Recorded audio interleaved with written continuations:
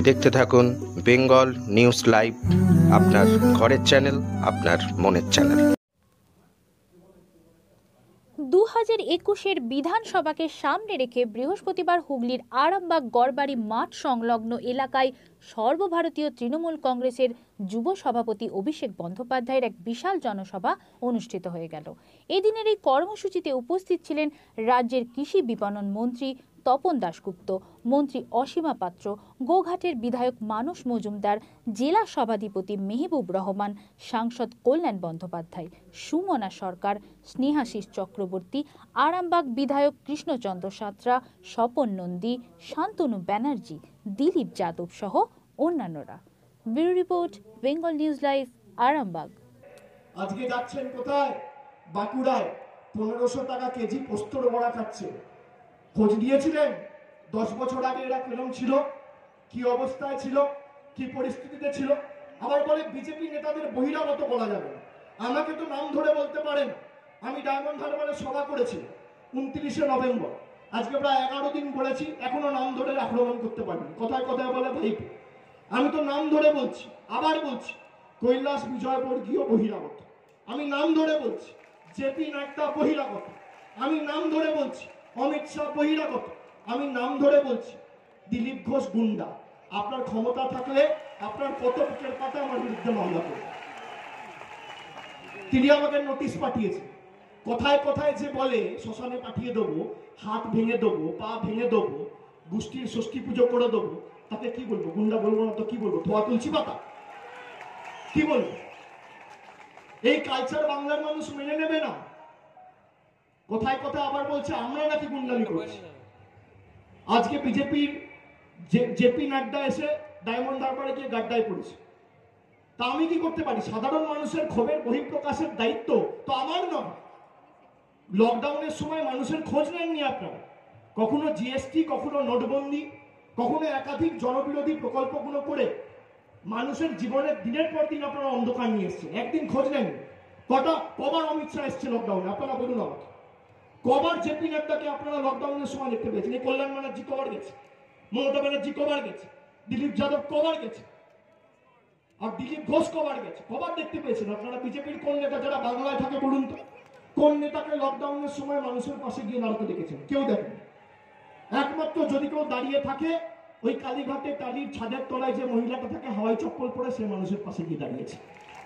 তার মধ্যে আজও কোনো পরিবর্তন নেই।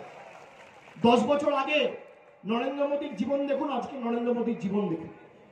10 লাখের গাড়িতে চড়ত, আজকে নরেন্দ্র মোদী যে গাড়িটায় চলে সেই গাড়িটার দাম হচ্ছে 5 কোটি।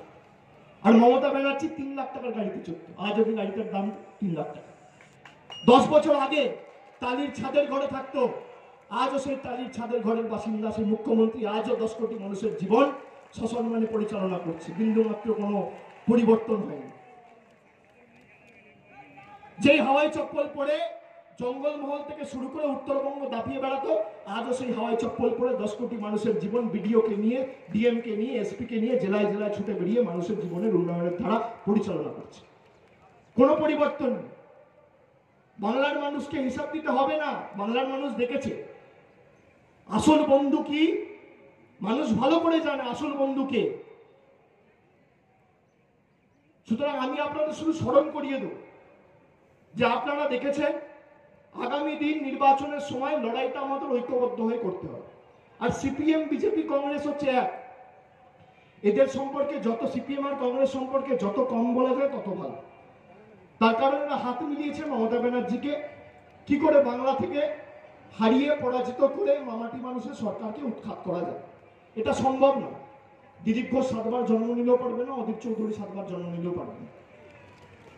যেখানে মামাটি মানুষের সরকার প্রতিষ্ঠিত হওয়ার পর আজকে পর্যন্ত 34 বছরে সিপিএম কি করেছে? আমি তো উন্নয়নের কার্ড দিলাম। এই উন্নয়নের কার্ড আপনারা বলুন তো। আজকে বিজেপির একদল নেতা দিল্লি থেকে উড়ান ধরে আসছে, কলকাতার নামি দামি 5 তারা হোটেলে থাকছে, খাচ্ছে, পরের দিন লোক দেখাতে দলিতদের বাড়িতে গিয়ে ভোজন করছে, রাত্রিবেলা ফিরে এসে 5 স্টারে খাওয়া দাওয়া করে পরের দিন ফ্লাইট ধরে চলে যাচ্ছে। মানুষ কি বোকা? সকালবেলা দলিতের বাড়িতে গিয়ে কলা পাতার সাথে দোস্তি, আর রাত্রিবেলা জমকালো 5 স্টারে বসে মস্তি। এই 2 নম্বরই বিচারিতার রাজনীতি মানুষ পছন্দ করে না, মানুষ ধরে ফেলেছে। আজকে বলুন, বিজেপির রাজনৈতিক নেতা কর্মীরা, গতকাল জেপি নাড্ডা বিজেপির সর্বভারতীয় সভাপতি এসছে, দিলীপ ঘোষ চিঠি লিখেছে কেন্দ্র সরকারের কাছে যে আমাদের সর্বভারতীয় সভাপতি বাংলায় এসছে, তার গাড়ি কেন ট্রাফিক সিগন্যালে দাঁড়াবে। আমি দিলীপ বাবুকে জিজ্ঞেস করতে চাই, আপনাদের কেন্দ্র সরকারের ঘোষণার কারণে লকডাউন করার পরে যেভাবে আপনারা লকডাউন ঘোষণা করেছিলেন, তার ফলে আজকে লক্ষ লক্ষ মানুষ ফ্লাইওভারের নিচে দিন রাত কাটিয়েছে, তাদের জন্য কবার চিঠি লিখেছে। বাংলাকে পদে পদে লাঞ্ছিত, বঞ্চিত, নিপীড়িত, শোষিত, অত্যাচারিত করে রেখেছে আপনার ভারতীয় জনতা পার্টি, কবার চিঠি লিখেছে।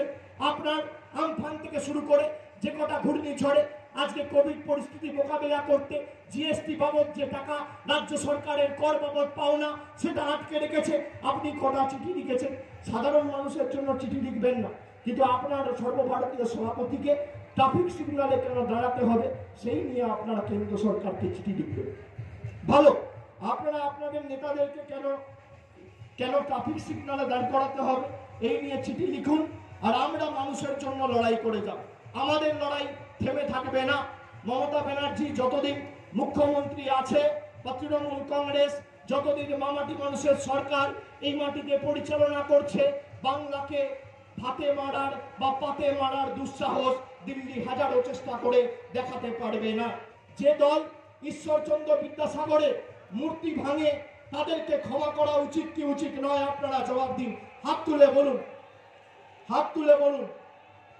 যারা ঈশ্বরচন্দ্র বিদ্যাসাগরের মূর্তি ভাঙে তাদেরকে ক্ষমা করা উচিত কি উচিত না? জোরে বলতে হবে, উচিত কি উচিত না? যারা বলে সহজ পাঠ ঈশ্বরচন্দ্র বিদ্যাসাগরের লেখা, সেই দলকে যোগ্য জবাব দেওয়া উচিত কি উচিত না? যে দল মানুষের টাকা মারে সেই দলকে যোগ্য জবাব দেওয়া উচিত কি উচিত না? যে দল পদে পদে বাংলা মাকে বঞ্চিত করে রাখে সেই দলকে যোগ্য জবাব দেওয়া উচিত কি উচিত না? যে দল বাংলা পড়তে জানে না, লিখতে জানে না, বলতে জানে না, বাংলার কৃষ্টি ঐতিহ্য সংস্কৃতি জানে না, সেই দলকে কড়ায় গন্ডায় আগামী দিন যোগ্য জবাব দেবেন কি দেবেন না? আমরা যারা রাজনীতি করি আমরা সকলে তৃণমূল কংগ্রেসের কর্মী, কেউ তৃণমূল কংগ্রেসের শুভানুধ্যায়ী, কেউ মমতা বন্দ্যোপাধ্যায়ের সৈনিক। আমরা মনে করি এই দল আমাদের কাছে মায়ের সমান, এবং আমরা নিশ্চিতভাবে আমাদের মা জন্মধাত্রী মা জন্ম দিয়েছে, কিন্তু আমাদের যদি কর্মদক্ষ করে মানুষের সুযোগে কেউ কাজ করার সুযোগ করে দেয়, সেই মায়ের নাম সর্বভারতীয় তৃণমূল কংগ্রেস, সেই মায়ের নাম জননেত্রী মমতা বন্দ্যোপাধ্যায়। এবং আমরা সেই মায়ের জন্য লড়াই করছি যাতে আরেক মা বাংলা মাকে আমরা রক্ষা করে তৃতীয়বার মামাটি মানুষের সরকার প্রতিষ্ঠিত করে বাংলায় বহিরাগত গুণকে কড়ায় গন্ডায় যোগ্য জবাব আমরা